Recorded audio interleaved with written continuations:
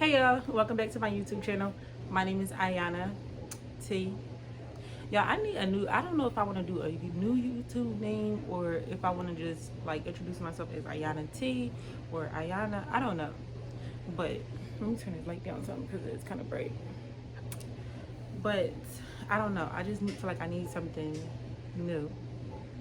As y'all can see, we about to have a girl talk. Um, I got my favorite hoodie on. Y'all probably don't know this is my favorite hoodie. It's so comfortable. I had this hoodie since I was so I had this hoodie since I was 15.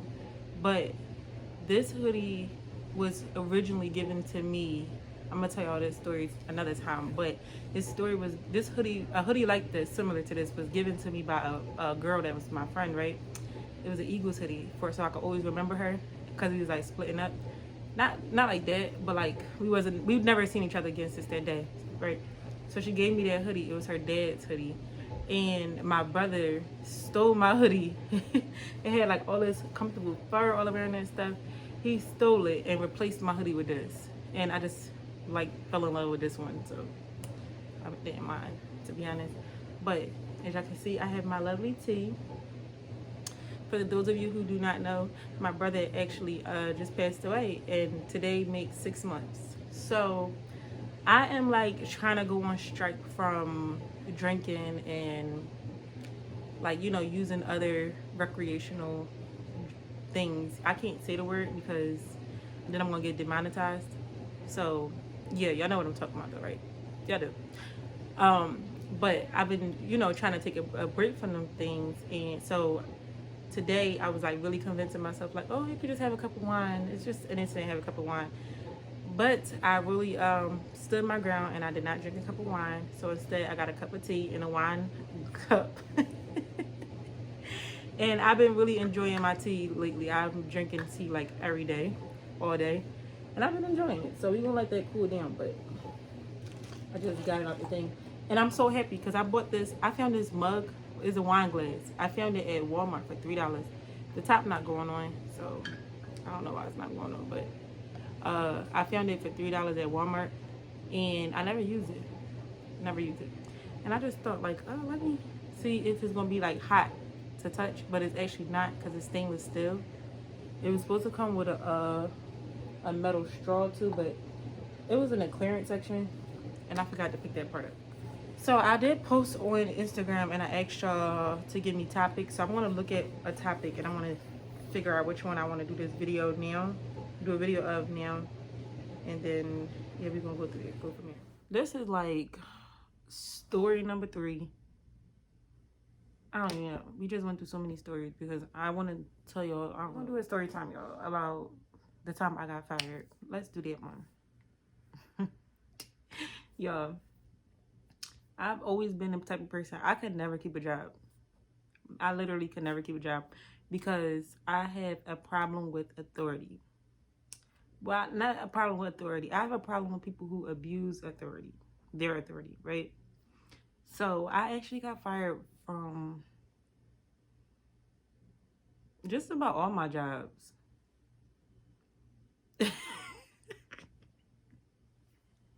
I got fired from, I think, all my jobs. I don't think it was a job I didn't get fired from. I know my one job at the restaurant, I quit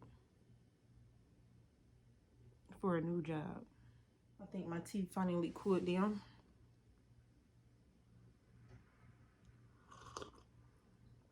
You gotta ease the tea on your lip. You can't just gulp it back because I don't want my tongue to be burnt.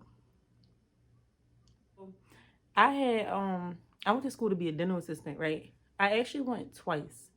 And the first time I didn't complete it, but the second time I actually graduated. So I was really proud of myself. And that was a part of the time where I had moved back with my mom. Sorry, I was talking about my eye. I had moved back with my mom at this time, and I was like really like just going through a lot of personal changes in my life. I didn't really recognize who I was, and I was on like a weight loss journey and stuff like that because I had gained so much weight. But I had started working at this oral surgery place in, let's say, September of 2017. I had started working there, maybe October. But it was really just for internship at first. So first I had to complete like 100 some hours, and then I don't know exactly how many hours I had to complete, but I had to complete a certain amount of hours, and then I can get hired if they chose to keep me on, right? So this office was like it was a small black office. It was ran by a husband and a wife. The husband was the surgeon, and the wife was the receptionist and slash manager. And let me just say this to y'all, right? It doesn't matter where I worked at, like before, every single place I worked at, there was always an older woman who was very intimidated by me, like could not stand me at all. And I promise y'all, I did nothing to these people. Promise you. I'm about to explain to you what happened. So this lady, I mean, so everything was running a little. It was smooth at first. It was just one other staff, and me and her, we became kind of really good coworkers. Everything was good, and so once, I was taking like the x-rays. So I was the assistant, so I would be inside the surgery room with them, with the doctor and the other assistant, and we would literally just be, suctioning while he putting the patient to sleep and making sure that they were okay and everything.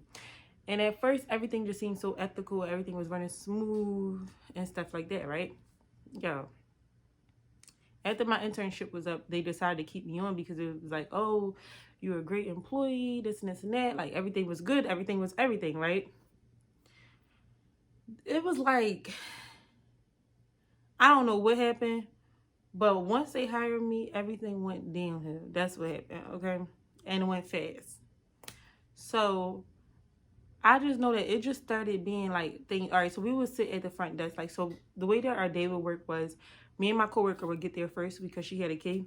And once we would go inside of the office, we would just make sure that the surgery room was set up. And then we would, do our thing or whatever, kind of talk until it was time for us to open up. And the surgeon would get there, his wife would get there. They always came in 2 separate cars, 2 separate times. Like, you wouldn't even believe that they lived together or that they was actually married. It was really, really weird. Really weird.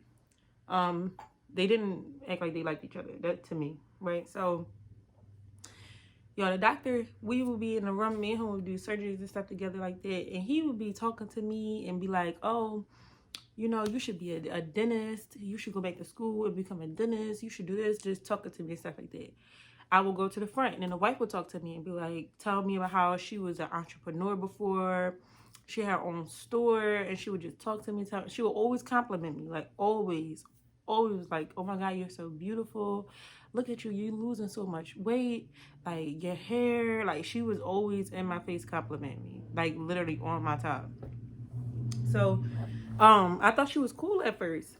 And I started to notice that every time we would get a customer, that she would, like, certain customers would come inside of the office and she would be really rude to them, or like really, really nasty to them. So I'm like, isn't this your business? Like, how are you talking to customers like that? So I started paying attention. So they had 2 different types of customers that would come in. They would have certain patients who paid with government insurance, and then they would have the patients who paid cash. And most likely the patients who were paying cash were getting like implants and like cosmetic surgeries done, right? And the ones that came in for cosmetic surgeries or paying cash, she would be so bubbly with them, so nice to them, and just, how she should be, right? But when we would get people with government insurance, she was the worst. Like act like they was on her time, act like they wasn't worth anything, like they didn't deserve proper treatment. She would just be really nasty to them. And let me say this, right? It wasn't even just them. It was like anybody who she just didn't like. Like, so one day, so let me tell you this story, right? One day we were sitting in the front. So after like 12 o'clock, that's when our surgeries were cut off. And we would just do, me and my coworker, we would do like front desk work, her work.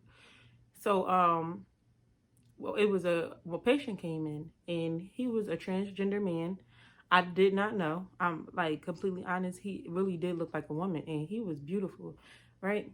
So only way I knew it was a man was when I looked at his ID, and I'm like, And like he noticed that when I caught it, and he was like, yeah. And I was like, mind my business, put his paperwork and stuff like that in.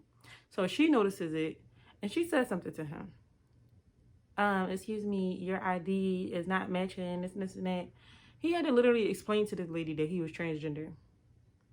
Well, she had to explain to this lady that she was transgender, right? So she gets up. She gets up, go to the back of the office, and tell her husband that he has a transgender patient. Y'all, I go do this consult with this man, and he is so nasty to the patient. Didn't want to. They probably could sue me for making this story, but I don't give a fuck. She didn't want to. I mean, he didn't want to touch the patient. He didn't want to, like, usually he'll put the little stick in their mouth and see what the problem their tooth was. He just, like, stepped away from him and told, like, stepped away from her and said, open your mouth. Looked at her teeth and was like, oh, okay, and put it and wrote down the numbers and walked right out. Like, it made it seem like, she ended up having an anxiety attack, like a panic attack, inside of the office, because she knew how she was being treated, right? And that, I mean, it was definitely, the air was thick, and it was so effed up. So she sat down inside of the lobby part, but I know she was breathing like really, really hard. So I'm like, are you okay? So she was like, yes, I'm okay. Do you just have some water or something? And I'm like, yeah, like, let me go get you some water. Why did his wife grab my arm and tell me no? And I'm like, what you mean? Like, what do you mean no?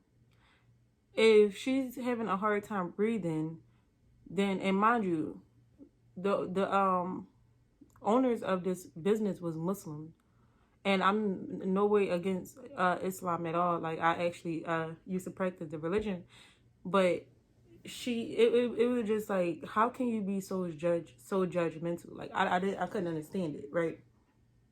So it was just effed up. It was an effed up situation. So I'm like, no, well, I was like, hold on, I'll be right back. I have a water in the break room. I'll give it to you. And I gave her my water, which wasn't open at all. I gave her my water since I couldn't get water from their fountain to give to her, and I gave her the water. So once the patient left, his wife gonna pull me to the side and gonna say, excuse me, if I told you that you couldn't give him water, mind you, kept saying him, like, if I told you you couldn't give him water, then you should never did that. Like, I specifically said no for a reason. I don't understand why you did that and this and that. And I'm just like, because if a patient is saying they're having a panic attack and that they can't breathe, or they're showing like they're holding their chest and they can't breathe, then the best thing for you to do is give them water. Because if you see that, I'm pretty sure that would have been a lawsuit had she passed out in his office, right? So I started noticing how unethical this office was. Like, it started getting so deep. So I noticed that not only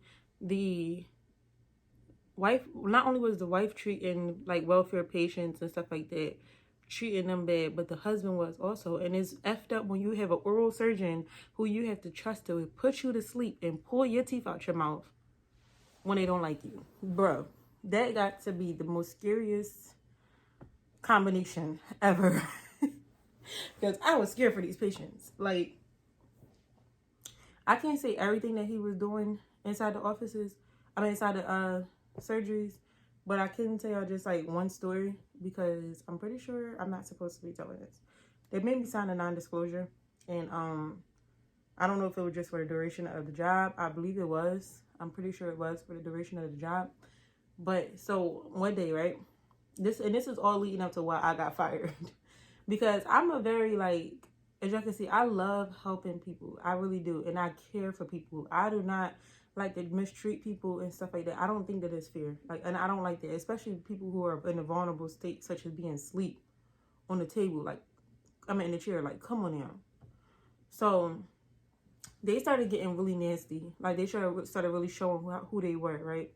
And one day me and they actually didn't like that me and my coworker were getting closer. So they would split us up now. So now, instead of the surgery having both of us in it, which we needed both of us in there, because somebody had to hold the patient head up to make sure that the fluids were like going down their throat correctly, and they wasn't choking. And then the other person would be on the side suctioning and handing the doctor the instruments. Um, they canceled both of us being in the room for personal reasons, literally personal reasons, which was effed up because y'all care so much about us not getting close that y'all would put a patient in danger. Like, they were y'all effed up. They were control freaks. They wanted to control everything, even each other. So this one guy, he came in, he was paying with welfare insurance, and he was big. He was a big man. So the doctor was a small man. He was very short. I think he was actually shorter, a little bit shorter than me, and I'm 5'6.5". So I guess he got intimidated by this man in a way. And because I don't remember the man doing anything to him or speaking to him no type of way. I know he did make a joke, kind of like, he was scared of the dentist and stuff like that. And he just was like, I just make sure that you don't kill me. Laugh, but he was serious. And it was something like that. And this day, the doctor was mad. He came in heated, right? As he always did. And he wasn't talking about it. He was slamming stuff around. Now, it's called propofol, and it's a white liquid that they put inside of your body, like through your IV, to put you to sleep. Each propofol will be 30-minute, it would be in 30-minute increments, right? Actually, I believe it was maybe 15-minute increments, because it was about four tubes on the Imagine he had to do 4, and he pushes 1.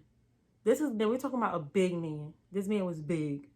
And I'm not talking about heavy set. He was a little bit heavier, but he was big. So, you can't give him the same dose that you would give somebody the doctor size, right?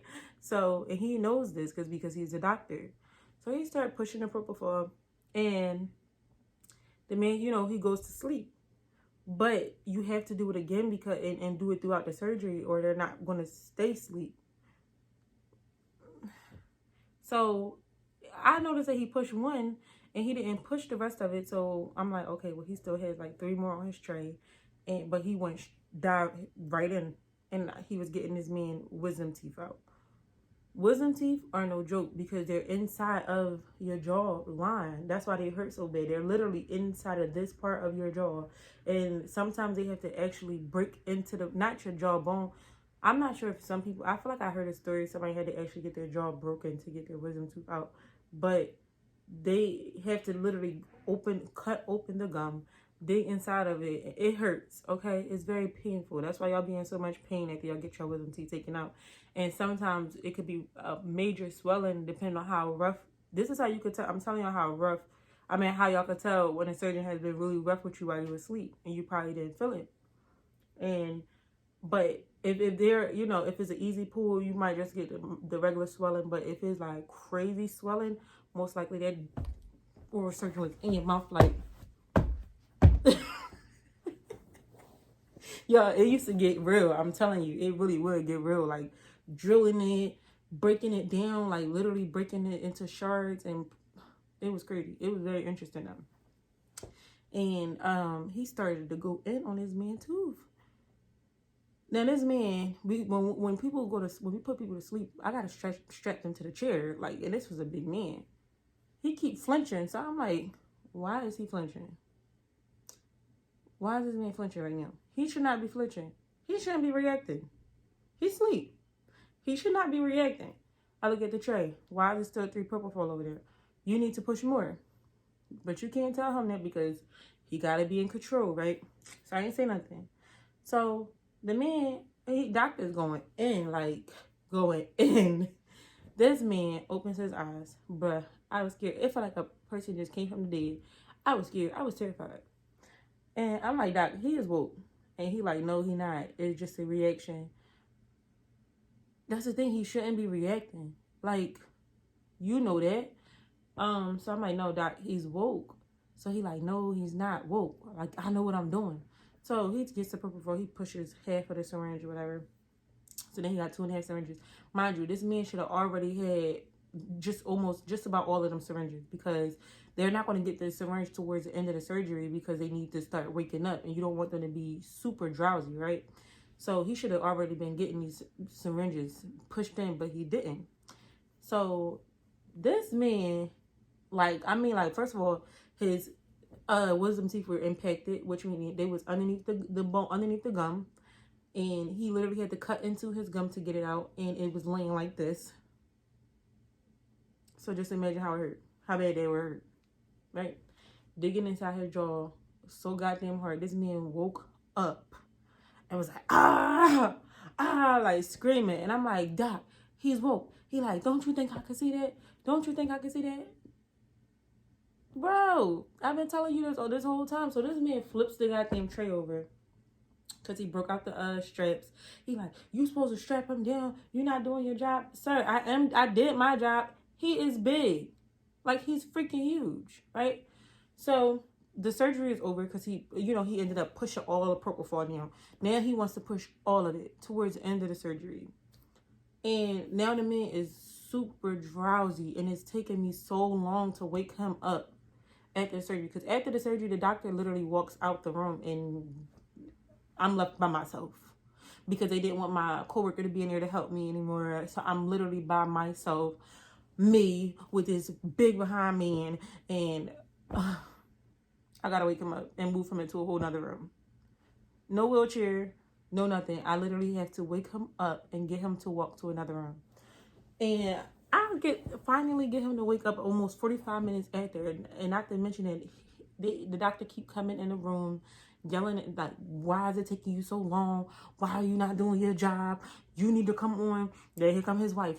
What are you doing? We have consultations coming out here. You should not be taking this long. I'm like, this man is drowsy. He's still asleep. I can't leave the patient unattended in the room. I'm trying to get him to wake up. They're like, well, you supposed to be pushing saline. You supposed to be doing, I am doing my job, and stop talking to me like that. So now I'm irritated. Finally get this man to wake up about 45 minutes later, right? And he was like, as soon as he looked at me, he said, where's the doctor at? I said, he's in another surgery. He said, I was woke. And I remember exactly what happened. I said, oh yeah, I know you were. So you want to talk to the doctor? Being a smart ass, because I'm like, I know you was woke. We both, I saw you, see me, see you, see me, see you. I know you was woke. See the doctor act like he didn't know you was woke, and he was like, yo, like, my face hurt. Like, he's saying he could feel it and stuff like that. Like, he was pissed. Yo, he went off on that doctor. He got in there, right? So now they really mad at me. Then the days go on and they hate me, right? So let's fast forward. One day, this patient was supposed to come in for their surgery, but the patient called and said, hey, I have to cancel because I have the flu. And the wife was like, if you can't, mind you, this is a welfare patient. If you can't cancel, if you cancel, then you can never come here again. This and this and this and that. Like, arguing with the patient. So the patient like, all right, well, let me just come in because, like, you're going to go get a surgery done. It's a very long process. It's not just, unless you're paying cash, it's not just let me go in there, make an appointment, and I'm getting surgery. No, you got to make the appointment, go through a consultation. Then you got to get booked for however long their schedule is stretched out to. And their schedule is not ever really booked, but the wife would make it seem like it was booked for certain patients, welfare patients, and would literally push them out months. Like, why are you booking a patient months out, like, or weeks out? Like, since ain't nobody on the schedule. You have an opening tomorrow. But she didn't want to put them on the schedule. So, yeah, so the person like, I'm just going to come in. Mind you, she didn't tell us that the patient said they had flu. She didn't say nothing. This patient get in there. We are in surgery. They're open, like, yes, we had on the mask during the surgery, but after you, you take all of that stuff, you take your PPE off, and you're dealing face to face with this patient. Y'all, by the end of that day, I was like, I didn't know what was going on with me, but I knew I did not feel good. And she saw that I looked like I didn't feel good, because she was like, you look like you about to faint. Like, I'm going to need you to go home.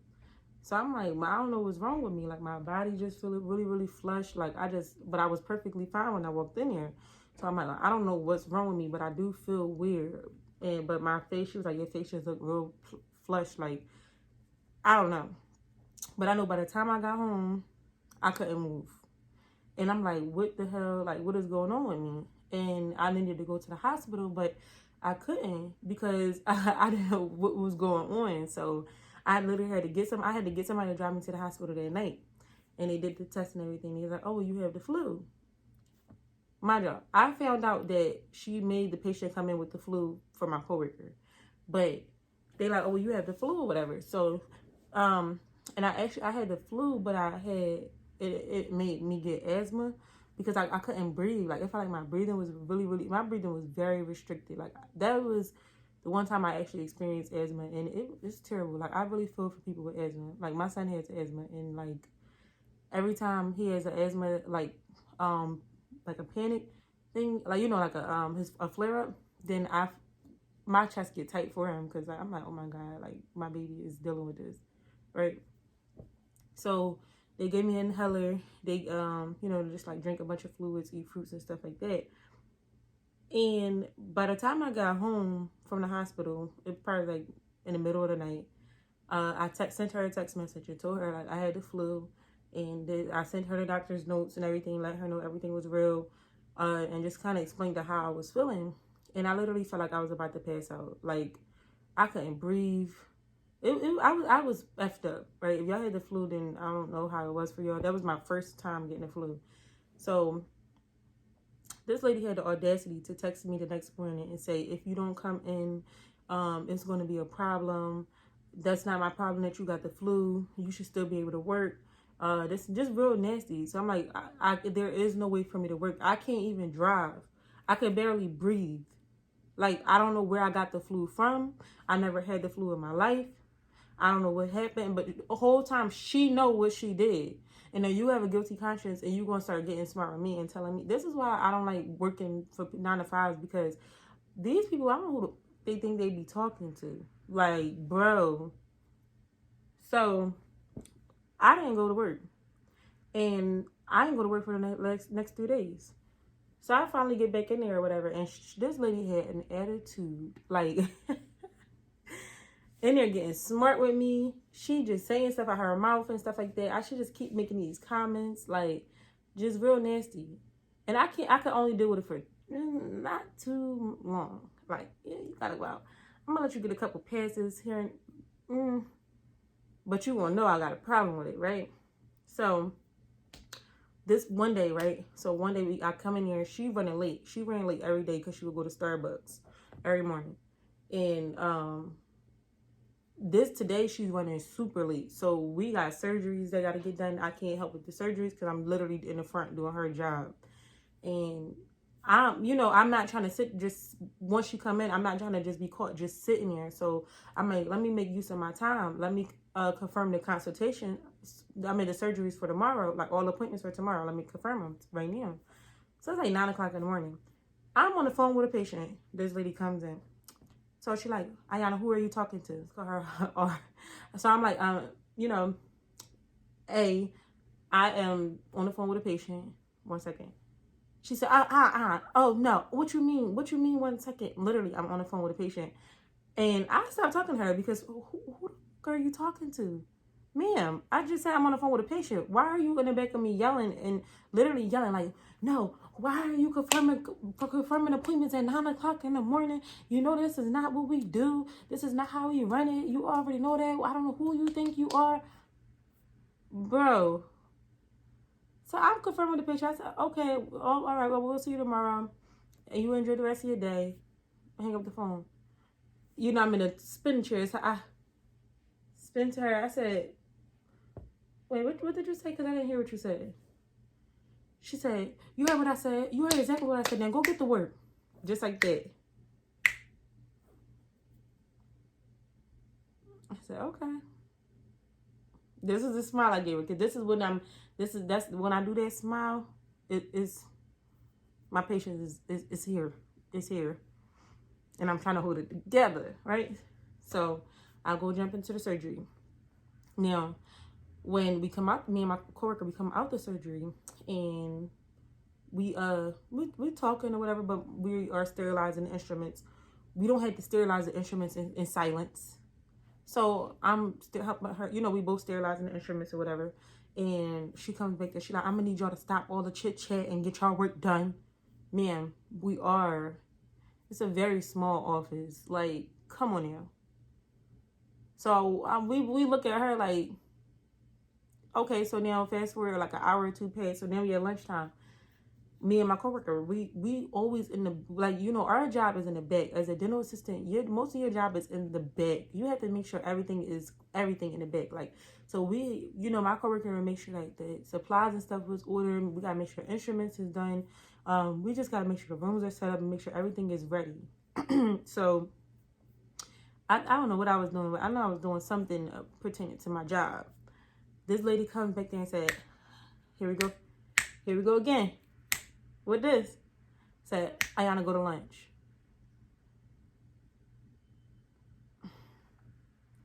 I didn't say nothing. I smiled and I walked away. Smiled and I walked away. So let's fast forward to I come back from lunch or whatever like that. Nothing else was said, but I know she just keep giving me these looks and stuff like that.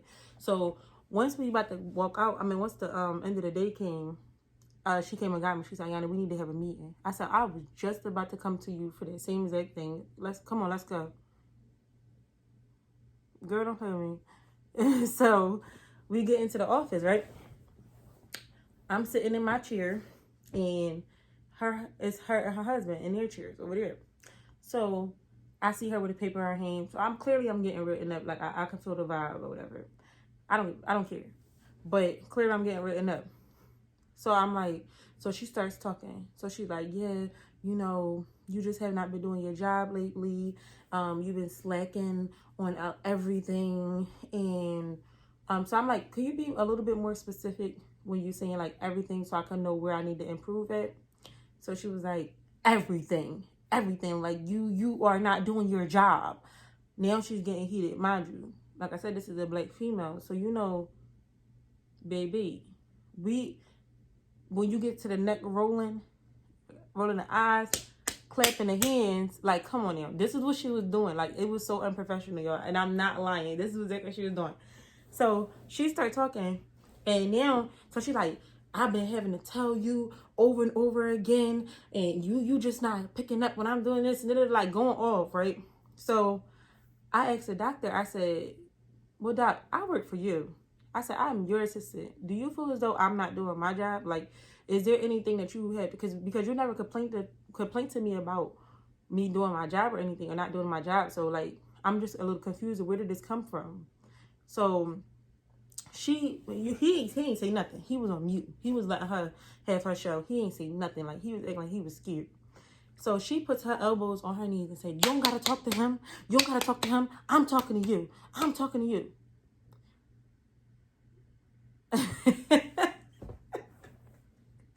Once she did that, I said, oh yeah, this ain't gonna work for me.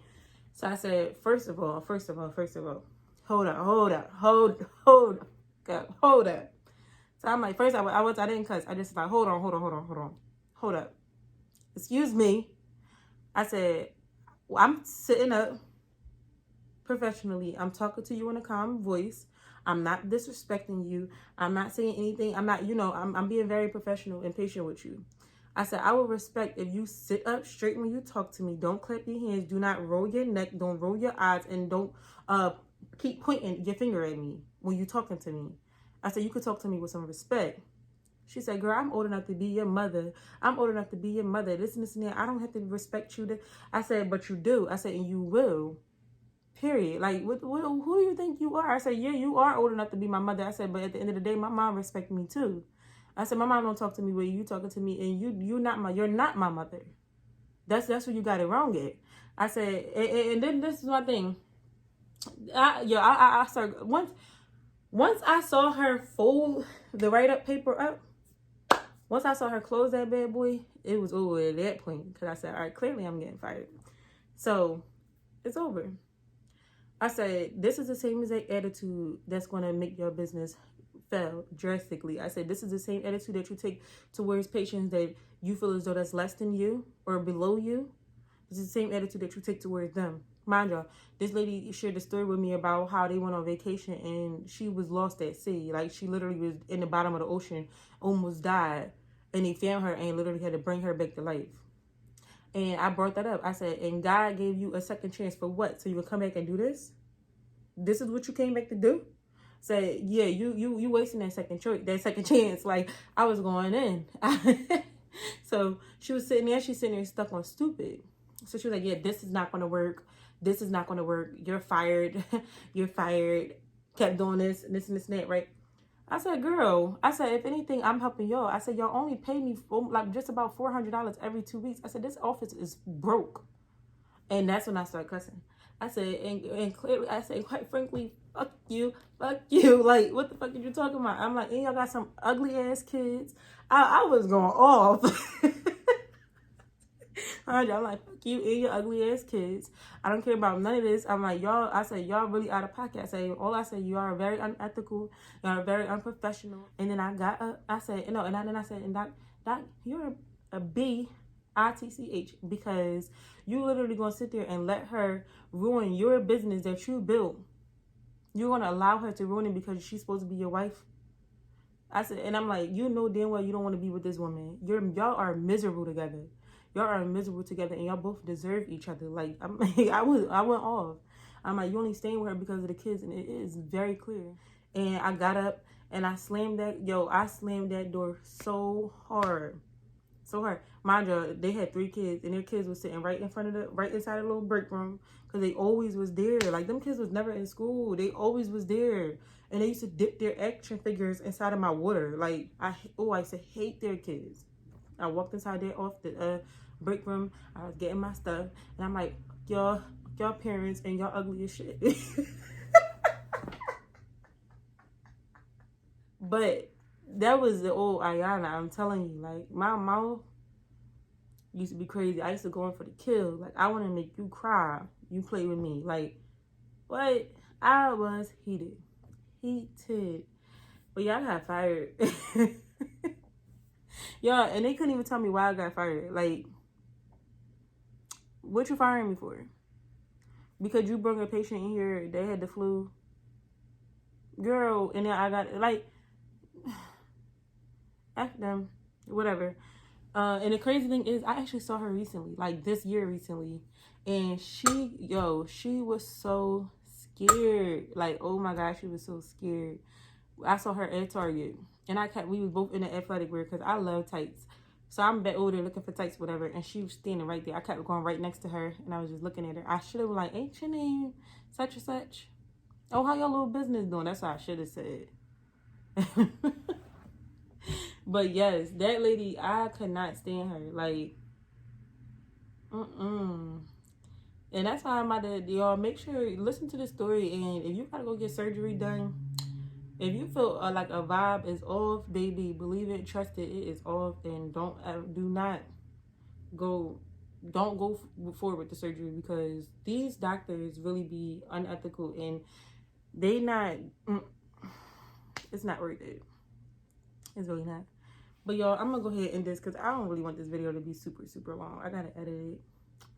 Hate editing long videos. But yes, that's the time I got fired. That was the funny time I got fired. But like, it was like the craziest story. I mean, the craziest experience. And that's why I stopped being a dental assistant, period. I actually just dropped out the whole field after that experience. I was done.